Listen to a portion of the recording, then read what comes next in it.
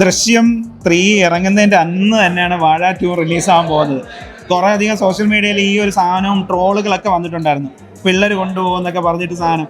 അപ്പോൾ അത് ഇത്രയും ധൈര്യം എവിടെ നിന്നാണ് കേട്ടോ ശരിക്കും കിട്ടിയത്. ശരിക്കും എല്ലാവരും ഇത് ബിഗ് എം എന്ന് പറയുമ്പോൾ മമ്മൂക്ക, അതുപോലെ തന്നെ നമ്മുടെ മമ്മൂക്ക, അതുപോലെ തന്നെ ലാലേട്ടൻ, ഇവർ രണ്ടുപേരും പടം വരുമ്പോൾ നമ്മളൊന്ന് സൈഡ് ഒന്നുകിയിട്ട് ഇപ്പോൾ വേണ്ട, അവരുടെ കഴിഞ്ഞിട്ട് മതി. പക്ഷേ ഇത് അങ്ങ് ഇറക്കാമെന്ന് വിചാരിക്കാനുള്ള പ്ലാൻ അത് ഈ പറഞ്ഞ പോലെ ആ ഒരു 2 മാസത്തേക്കുള്ള ഒരു 10ഓളം വലിയ പടലായിരിക്കും.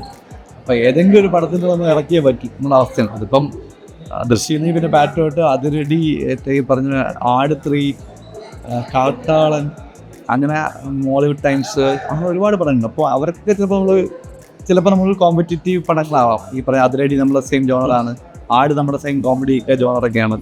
അപ്പം നമ്മൾ ഒരേ ബലമുള്ളൊരു ശക്തി പിടിക്കുന്നതൊക്കെ നല്ലത് ലാലേട്ടൻ ബൊമ്മു, ലാലേട്ടൻ്റെ കൈ പിടിച്ച് സൈഡിൽ പോയാൽ ആ 2-3 ആഴ്ചത്തിൽ വേറെ പടമൊന്നും വരില്ല. ലാലേട്ടൻ കുറച്ച് ഫുള്ളായി വരുമ്പോൾ അത് കുറച്ച് നമുക്കൂടെ കിട്ടും.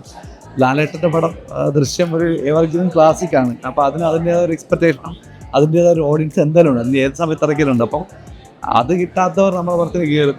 ഈ പറഞ്ഞ പോലെ അതിനൊരു 200 കോടി അടിക്കണമെന്നാണ് എൻ്റെ പ്രാർത്ഥന. അത് 200 കോടി അടിച്ചാൽ നമുക്ക് 4 തന്നെങ്കിലും കിട്ടുമെന്നാണ് എൻ്റെ ഒരു ആഗ്രഹം.